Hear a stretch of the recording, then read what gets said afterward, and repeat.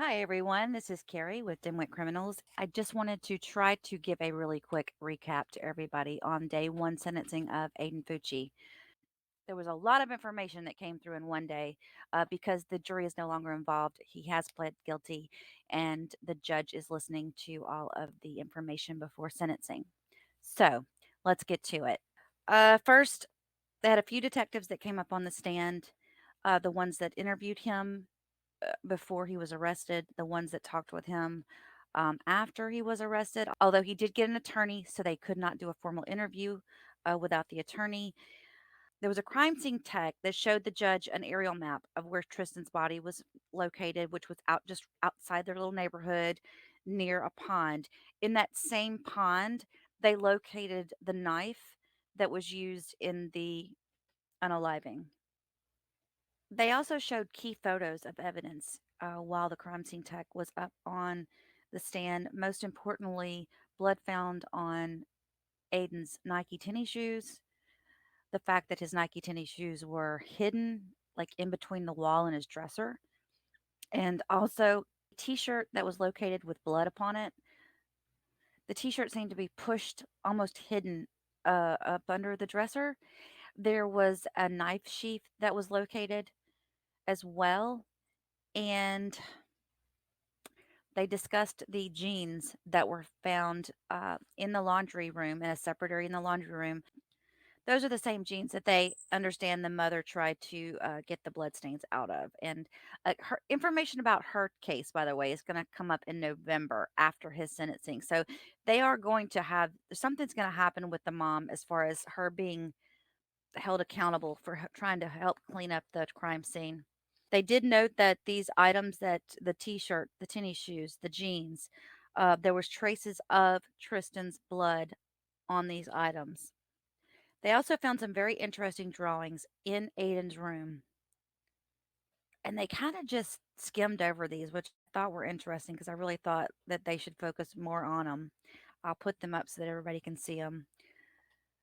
This same crime scene tech was present when they did the autopsy, and she noted that they had found the tip of the knife in Tristan's scalp.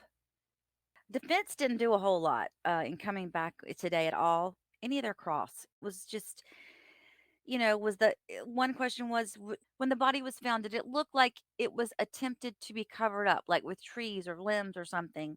She said, no, it wasn't. They said, do you know when the t shirt that was there on the scene, if it was there before or after the murder of Tristan? Could it be from another? They were just trying to draw away that it could be from something else. Um, and then they also said, in regards to the drawings, was there any evidence that Aiden was the artist in these drawings? And she said, no, there wasn't. So they played that infamous Snapchat video, those little snippets that are really, really short. You guys have probably seen them. This is where he's sitting in the back of the cop car with his friend Trey. What we did learn from the this witness was that at 1 a.m. the kids left the home to walk to the woods. So and it looked as if Aiden arrived home around the 4 a.m. area. They had all kinds of video surveillance from the neighborhood, different cameras of the children going back and forth or going to the woods, coming out of the woods. Tristan was never seen coming back. Aiden was at one point seen running out of the wooded area. And when he got to his home, he was carrying his tennis shoes. When they did finally arrest Aiden, they searched the pond area next to the location of the wood of where her body was found. Dive teams did locate the knife, and it had the broken tip that matched the tip that was found in Tristan's skull. In regard to what the FDLE crime lab tech testified to, the white shirt was positive for blood, 1 in 700 billion that it was Tristan Bailey's, on 9 parts of the t shirt. Nike shoes, 1 in 700 billion, it was Tristan's Bailey's blood found in the lace holes at the top. Jeans, 9 samples of blood were untestable. The knife was untestable, but the blade did have Tristan's blood on it. One detective that came up discussed the interrogation room video of Aiden and his parents right after he was brought in. So this is interesting, and will play this now. This is very serious, Aiden. You can't act like I don't know. I don't know. You can't, and you can't say You nothing. understand this is serious? Clearly. You understand, right? Mm-hmm. Everything you say will affect you. That Snapchat that you did was not very smart. Not at all. Now we have people on the phone in our house, not in our cars now. Because of that Snapchat thing you did. It's all over. You're all over the internet and everywhere. Social media. It is on social media. You'll probably come stay with me after we get done with this. Just for your well, safe being.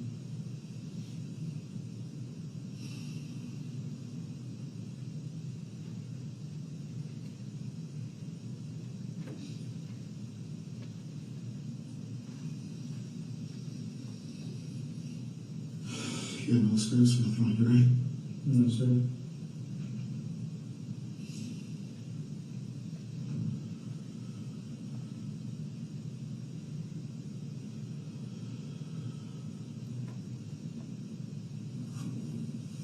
You should all stay out. I don't want to. I don't have to sit down.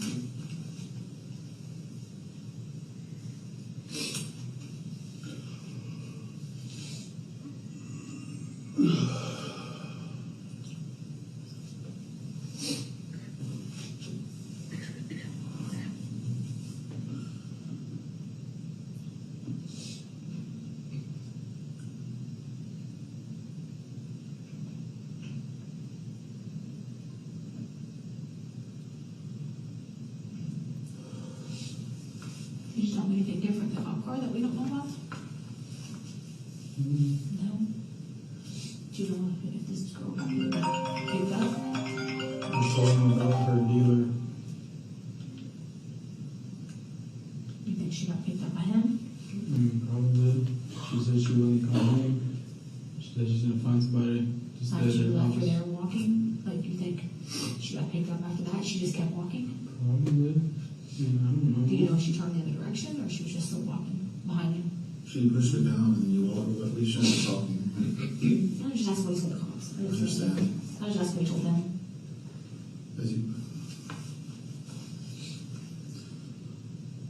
you walked away, you came straight home. You didn't turn back around and see where she went.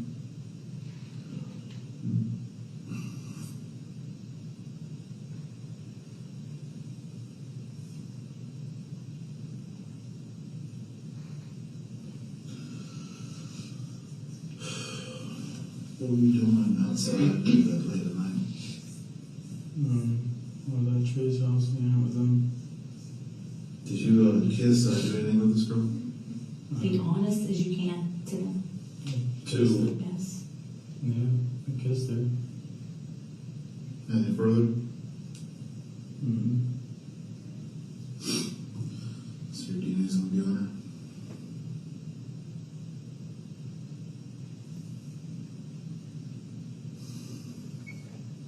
You saw your shoes were off on the camera. All your shoes off. Get my feet were hurting. And the shoes gave me blisters.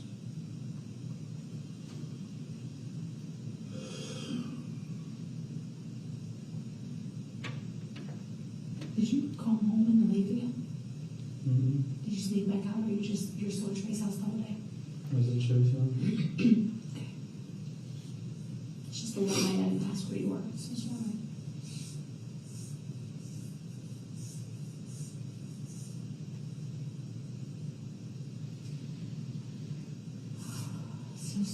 This is serious, man. It's very serious. This is no joke. This is your whole life. Your whole life. And hers. And ours. And your brothers and sisters. And don't forget the kid goes to school tomorrow. Why? Because the kids will hurt me.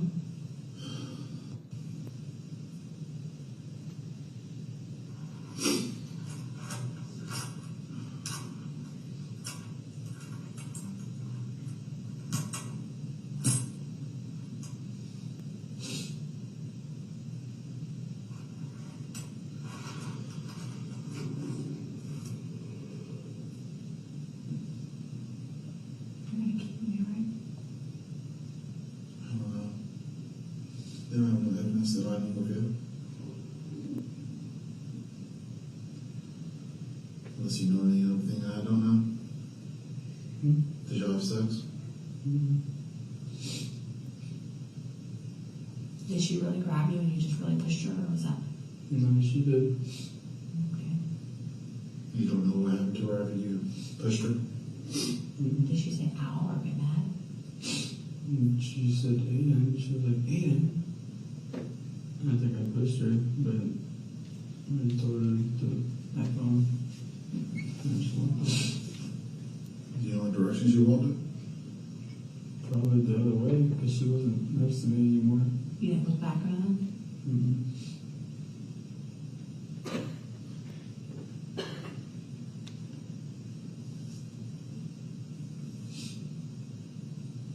Nothing to worry about, right?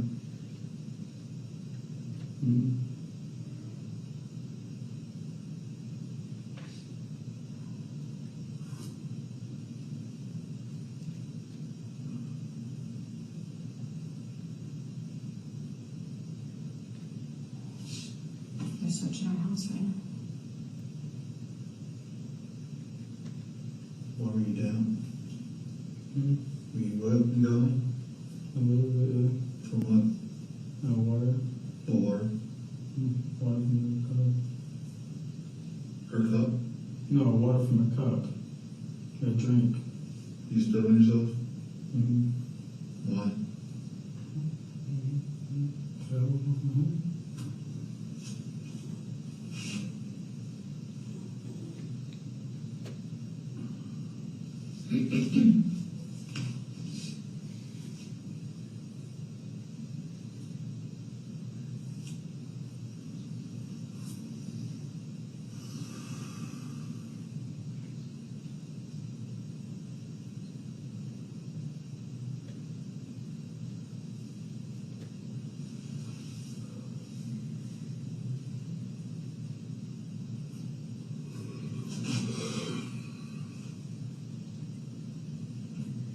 What is it? What a nightmare. I just hope I keep waking up. Me too.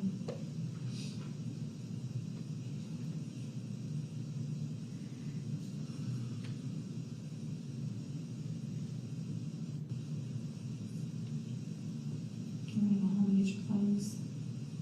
More clothes. The clothes you're wearing?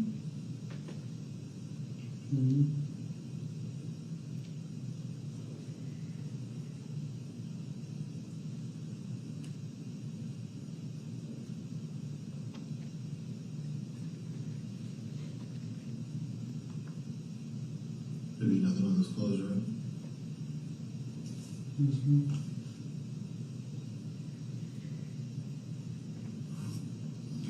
You wear khakis or clothing? And blue jeans. You sure is that wrong?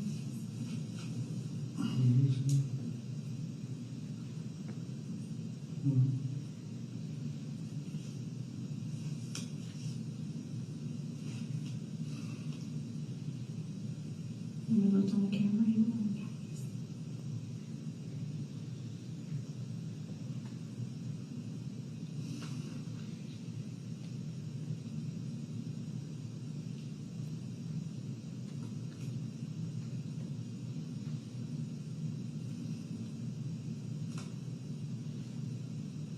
Right?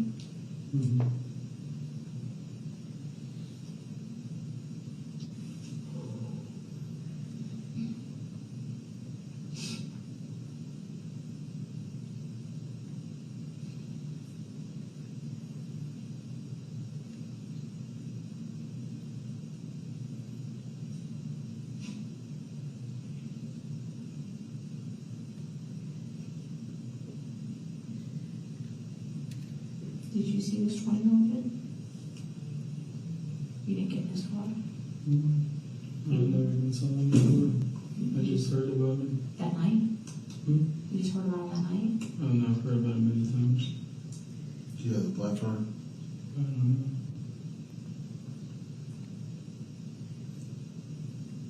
Are you not scared? Not really. Not really?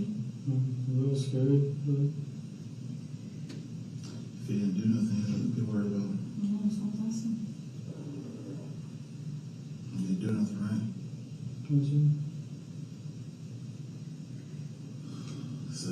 bad time, bad spot.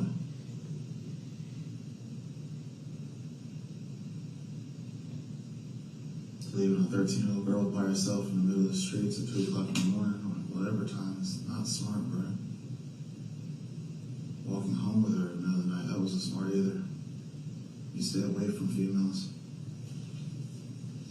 Anything could happen. Did you kiss her this night? Mm-hmm. This last night? Mm-hmm. Right at Trey's house, Mm-hmm. on the walk. I was gonna see why you kissed her and then all of a sudden she grabbed you and you pushed her.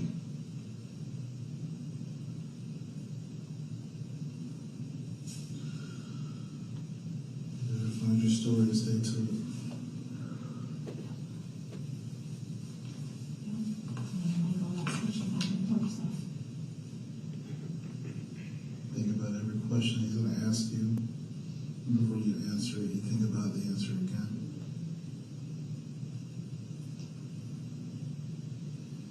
The next hour or two. You're gonna make a phone call. Ask him the same question to make sure he gives him the same answer. I'm gonna badger you and badger you and badger you and badger you. Till your answer changes. Or even goes off a little bit.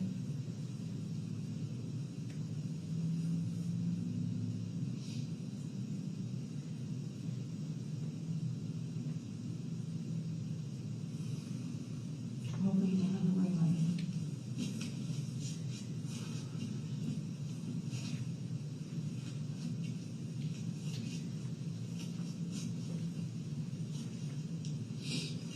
Who is your phone? The officer. Did you get your food at least? Mm-hmm. I know what you get you, so I got you a bacon there. Yeah, that was good.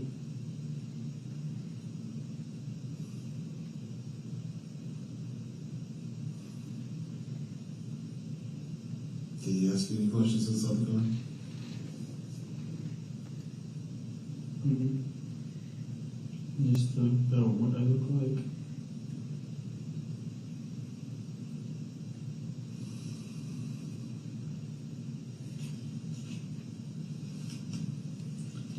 Did you tell Dylan to get Preston? No, Jacob, and Jimmy will let him around until he left his house until you get him.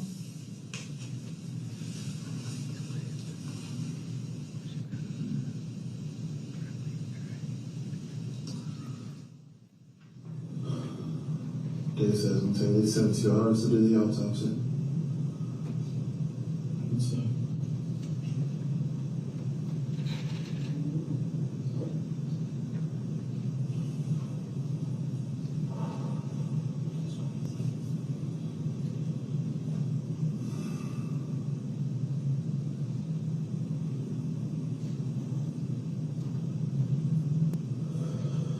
Did they ever say why it took you so long to get home? mm-hmm. Why? They asked me why. No, I just said I walked home. By yourself? Mm-hmm. Did you just walk really slow home? Mm-hmm. I didn't know this story. Hey, guys.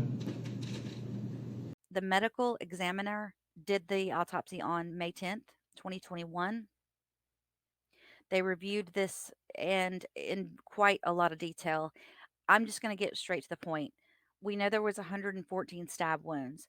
What I was able to take from this testimony was that 49 of those stab wounds were to her right and left arms and were considered to be defensive wounds. It was noted that based upon the strikes of the knife, that the attack was done from behind Tristan. And just a trigger warning, she passed away due to the knife hitting her lungs, and her lungs collapsed. And they did state that it would not have been an instantaneous death. It would have taken moments for her to die. So that was tough to listen to. It also seemed that I'm not positive, but from what I could tell, it did not look like the parents were in the courtroom while this examination was being reviewed in court, which I don't blame them. I'll do a more in-depth mini documentary on this whole case after he's been sentenced. For now, let's move on to Dr. Pritchard. Dr. Pritchard, he is a state of Florida psychologist. He basically specializes in working with the juvenile defenders.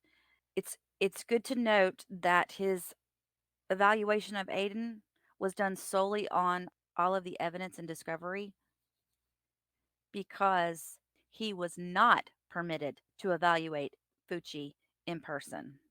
So, at the time of the unaliving, Fucci was 14 and a half years old. From what is being gathered from Dr. Pritchard, and based on all the evidence, and this is a lot of testimony from teachers, family, friends, Aiden was mature for his age.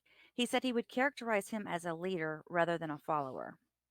There was no IQ testing available or done on Aiden, but they do know that his reading was below level of his education. So he was in a special ed class.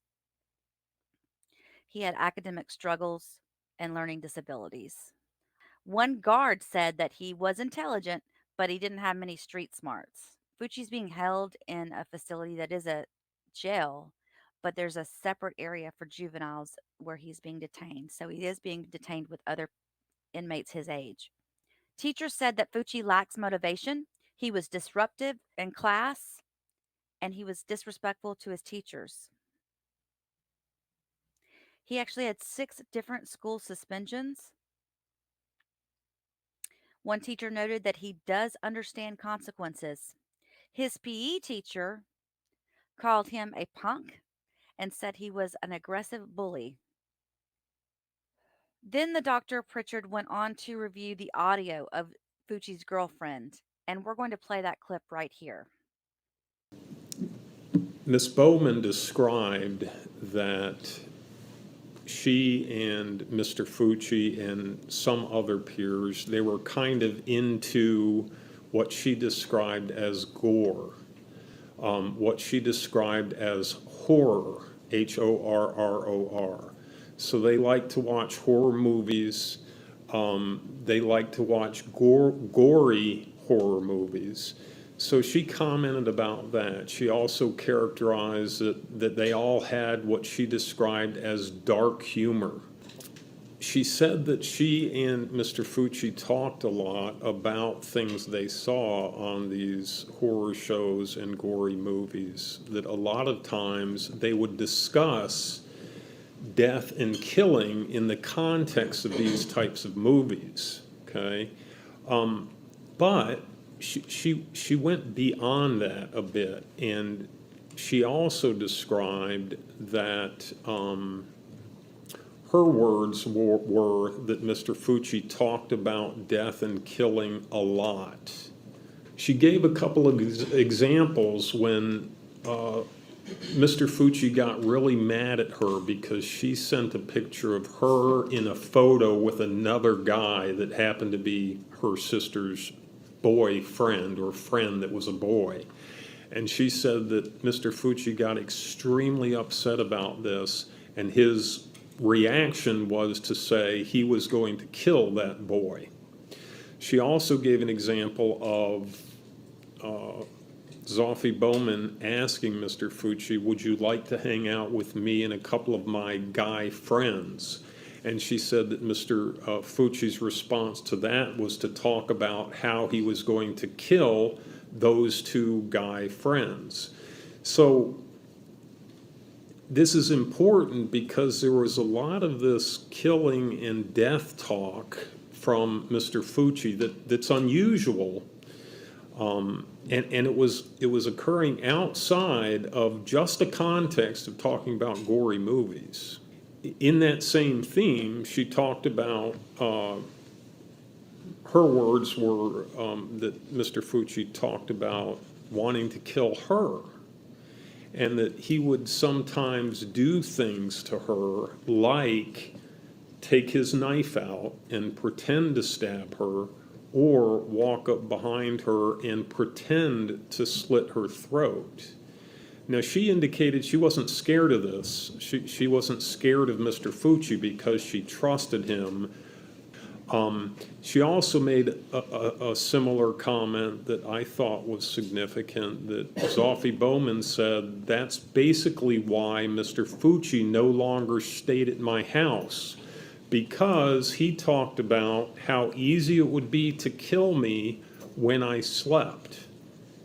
It even goes beyond this, okay? So this is the thing that is, I think, most relevant, although the things I was talking about are relevant to this particular case, but the most relevant verbalizations by Mr. Fucci in the Tristan Bailey murder was Zoffie Bowman recalled Aiden Fucci telling her that, basically asking, what would you do if I really killed somebody?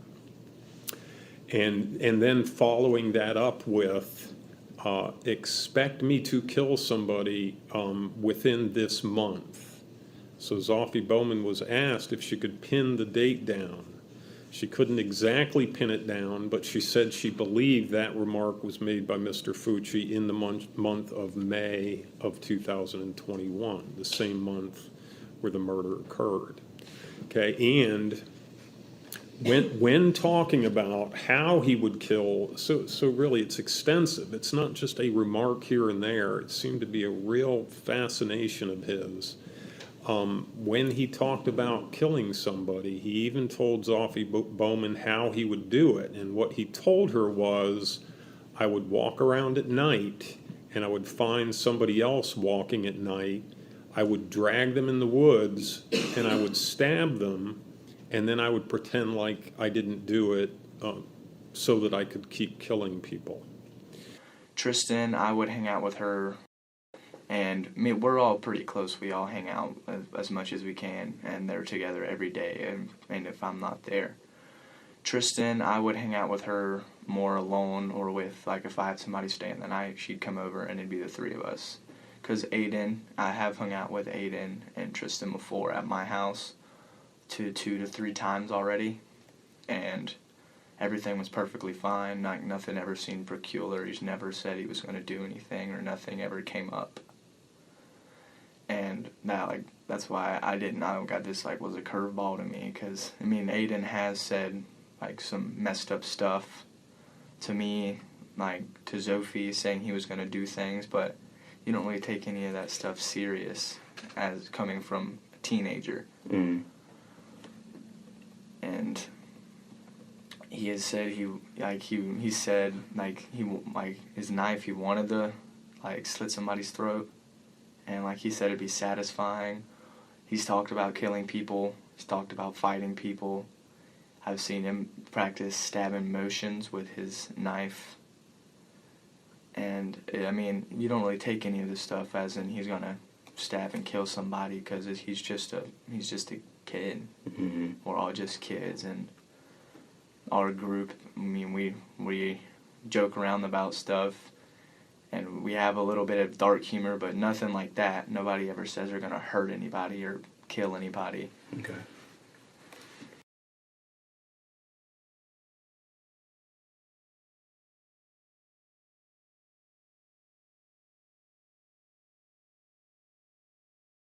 Aiden kept knives for protection. He Okay. always had a knife on him if he wasn't at school. He would keep his AirPods. He listened to music to try and calm him down. He said that helped him with Okay. his anger. When you say he kept knives, was it, usually a different knife? Did he have one that he was partial to that was, like, his favorite, or? He had, like, a few. He didn't really say he had a favorite. He just had knives, and sometimes he'd bring one Mhm. or another, or Did I he don't say any, did he have, I mean, when you say knives, we're talking like just like pocket knives. I folding guess. pocket knives? Yeah, like they would fold up and okay.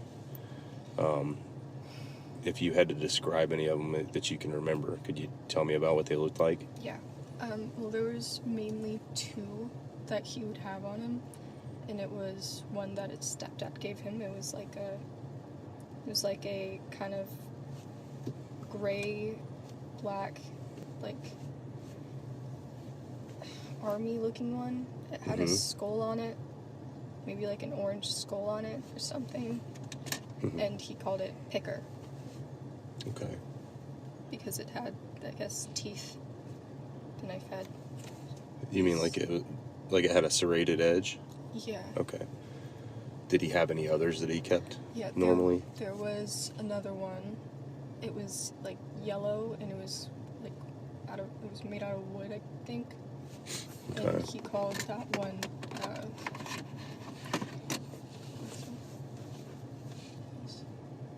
Did it look like this? Yeah. Did it look like it, or is that the same type of That- knife? That's the same knife. Okay. And just so you understand, I'm holding a folding buck knife Yeah. with a brass frame, right, and a wooden handle. Mm-hmm. Okay. So you've seen him carry a knife like that Yeah. It was pretty commonly, Yeah, it was mainly those two. Okay. He broke one of them. and I think I cut you off. You were saying he called it something. He called one Picker, and then he called that one Poker.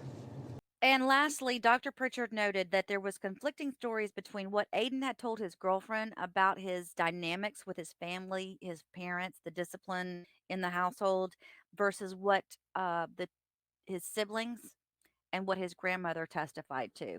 So I thought that was interesting as well. That's it for day one. Again, trying to get this out as quickly as I possibly can, and we will be live on day two of his sentencing here on our channel.